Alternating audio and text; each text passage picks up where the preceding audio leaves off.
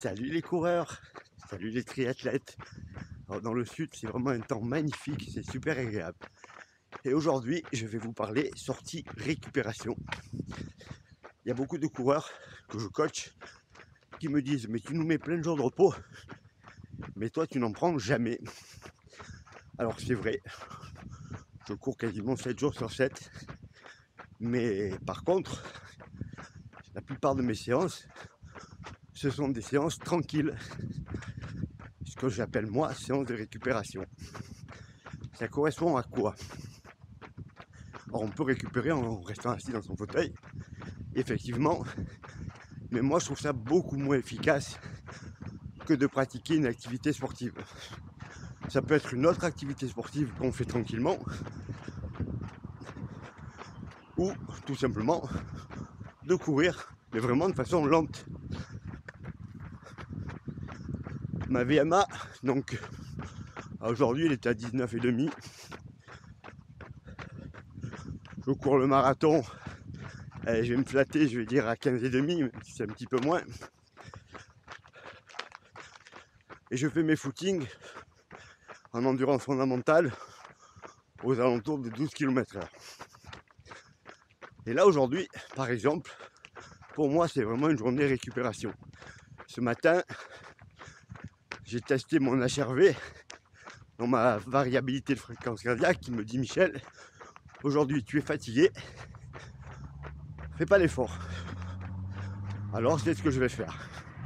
Hier j'ai pas mal couru, j'ai fait 10 km le matin, dont 2 km, alors un peu plus vite que mon allure marathon. L'après-midi j'ai fait 16 km à 3,57. Le soir, j'ai fait du tri quotidien hier. Le soir 6 km sur tapis en partant de mon endurance fondamentale pour finir à mon allure marathon. Et j'ai même enchaîné avec 1 heure de récup là sur mon entraîneur. Donc aujourd'hui vraiment, je vais pas faire grand chose parce que je suis un peu fatigué tout bêtement, je le sens. Musculairement, je sens que ça tire un petit peu. Donc aujourd'hui, je pars courir et je vais trottiner. Je suis exactement à 10 km/h. Et je pense que je vais faire une quinzaine de bornes comme ça.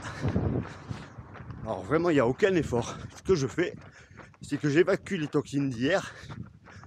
Je fais travailler mon cœur tranquillement.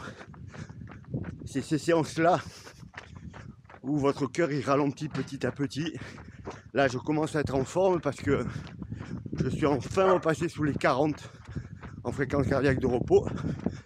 Alors que pendant des semaines, j'étais bloqué à 43, 44. Là, j'ai revu le chiffre 38, 39, ce qui montre que ça va bien, puisque mon maxi il est toujours près des 190 malgré mes 59 ans.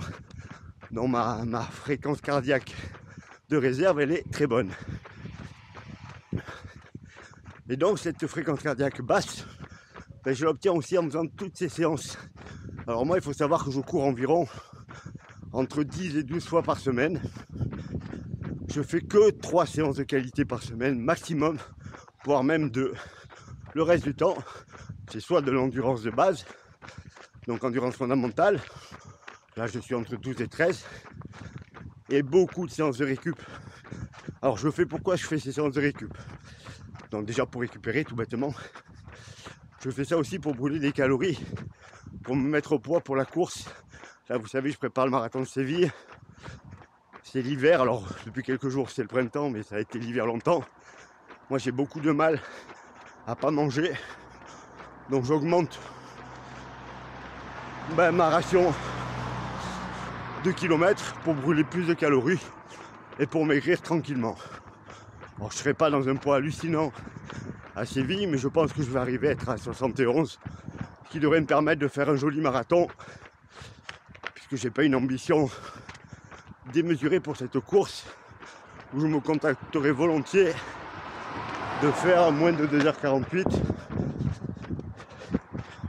après une année de galère. Voilà, donc là je pars faire mes 15 bornes et vraiment je force absolument pas. Je veux dire, je me balade. Alors, moi, ma VMA est à 19,5. Donc, vous voyez que je suis à... Allez, je vais finir à 11 à l'heure, je pense. Je suis à 55% de ma VMA. C'est-à-dire que c'est vraiment de la balade. C'est même de la lipolyse pour ceux qui suivent un peu les chiffres. C'est-à-dire, on n'a même pas besoin de sucre pour cette allure-là.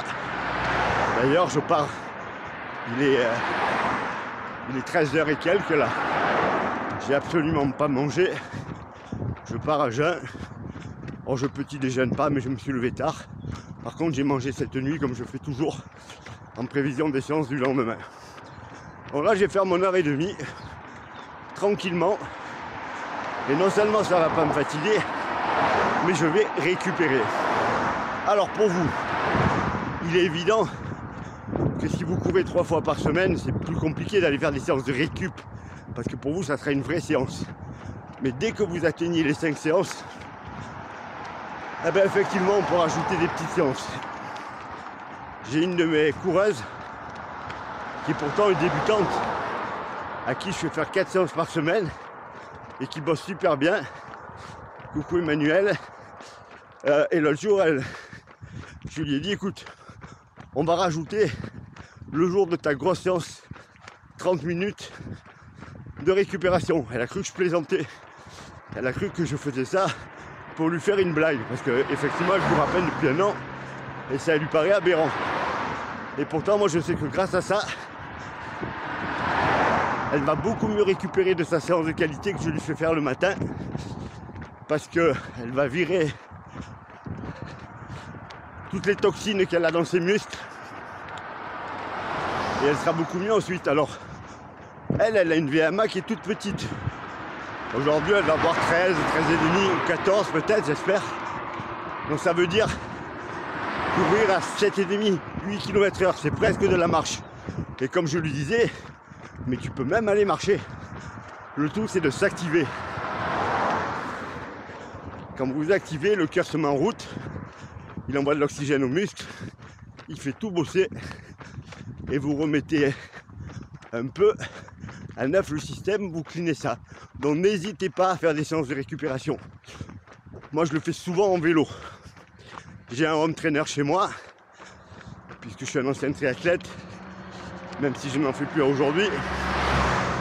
Donc il n'y a pas une fois où je ne fais pas une grosse séance de course à pied, où j'enchaîne pas avec une séance de 1 heure de home trainer.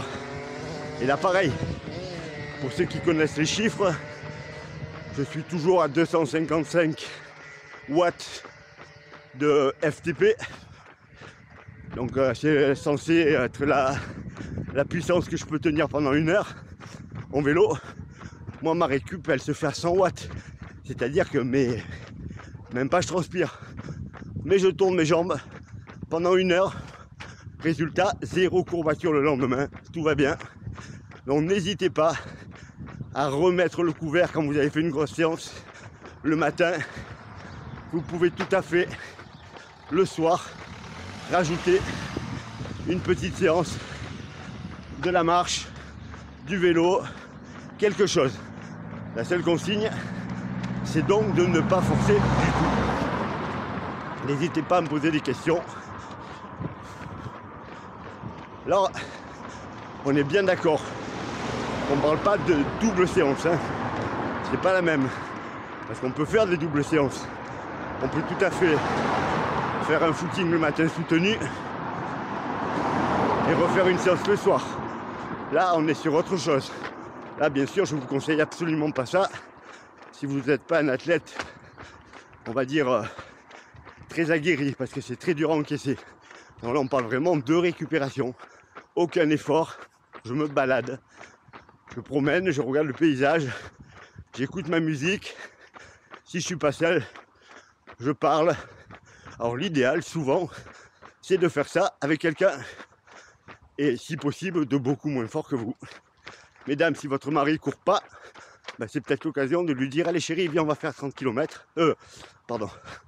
30 minutes, parce que 30 km, il ne va pas vouloir. Et vous partez et vous le faites courir un petit peu.